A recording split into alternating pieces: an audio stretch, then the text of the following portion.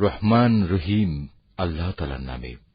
হে মুহাম্মদ, লোকেরা তোমার কাছে যুদ্ধলব্ধ ও যুদ্ধে পরিত্যক্ত অতিরিক্ত মাল সামান সম্পর্কে আল্লাহ তাআলার হুকুম জানতে চাচ্ছে।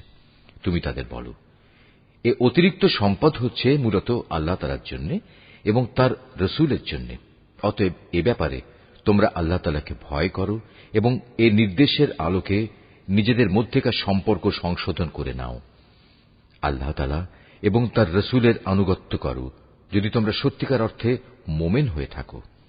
মোমেন তো হচ্ছে সেসব লোক যাদের আল্লাহ তাআলাকে স্মরণ করানো হলে তাদের হৃদয় কম্পিত হয়ে ওঠে এবং যখন তাদের সামনে তার আয়াতসমূহ তেলাওয়াত করা হয় তখন তাদের ঈমান বৃদ্ধি পায় এবং তারা সব সময় তাদের মালিকের উপর নির্ভর করে। যারা নামাজ প্রতিষ্ঠা করে এবং আমি তাদের যা কিছু অর্থ সম্পদ দান করেছি তা থেকে তারা আমারই পথে খরচ করে। মূলত এ গুণসম্পন্ন লোকেরাই হচ্ছে সত্য